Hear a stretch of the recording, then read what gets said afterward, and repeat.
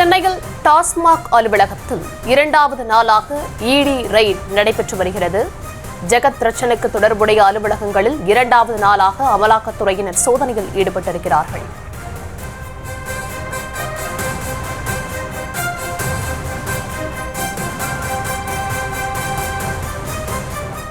விவரங்களை தர இருக்கிறார் செய்தியாளர் முரளி, இரண்டாவது நாளாக ஜெகத் ரட்சகனுக்கு தொடர்புடைய இடங்களில் இடி ரெய்ட் நடைபெற்று வருகிறது. விவரங்களை வழங்கலாம்.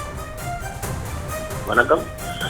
சென்னை டாஸ்மாக் அரசு ஒப்பந்ததாரர்கள் தொடர்புடைய அலுவலகங்களில் இரண்டாவது நாளாக அமலாக்கத்துறை அதிகாரிகள் சோதனை நடத்தி வருகிறார்கள்.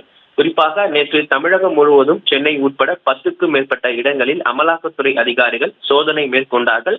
அதனைத் தொடர்ந்து தொடர்ச்சியாக இரண்டாவது நாளாக தற்பொழுது சென்னை எழும்பூரில் இருக்கக்கூடிய தாளமுத்து நடராஜன் மாளிகை இருக்கக்கூடிய டாஸ்மாக் அரசு தலைமை அலுவலகம், அதே போன்று 1000 விளக்கு கிரீன் சாலையில் இருக்கக்கூடிய SNJ தலைமை அலுவலகம், அதே போன்று திமுக MP ஜெகத் ரட்சகனுக்கு தொடர்புடைய தியாகராய நகரில் இருக்கக்கூடிய அலுவலகம் உள்ளிட்ட இடங்களில் இரண்டாவது நாளாக அமலாக்கத்துறை அதிகாரிகள் சோதனையை தொடர்ச்சியாக நடத்தி வருகிறார்கள்.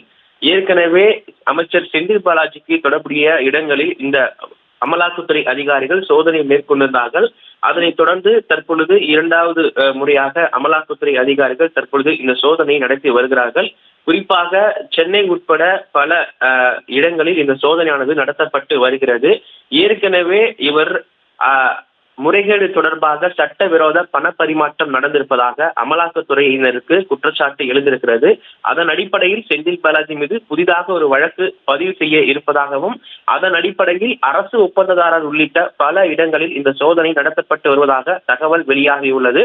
ஆகவே இந்த சோதனை முடிவில் எவ்வளவு பண பரிமாற்றம் செய்யப்பட்டிருக்கிறது, அதே போன்று சட்டவிரோத பண பரிமாற்றம் தொடர்பாக புதிதாக வழக்கு பதிவு செய்ய இருப்பதாகவும் அமலாக்கத்துறை தரப்பிலிருந்து தகவல் வெளியாகி இருக்கிறது. இந்த நிலையில்தான் இரண்டாவது நாளாக இந்த சோதனையானது நடத்தப்பட்டு வருகிறது. இந்த சோதனையின் முடிவில் எவ்வளவு அரசிற்கு இவர்கள் இழப்பீடு செய்திருக்கிறார்கள், சட்டவிரோத பண பரிமாற்றம் எவ்வளவு நடந்திருக்கிறது என்பது தொடர்பாக செய்தி குறிப்பாக வெளியிடப்படும் என அமலாக்கத்துறை அதிகாரிகள் தரப்பிலிருந்து தகவல்கள் தெரிவிக்கப்பட்டிருக்கிறது.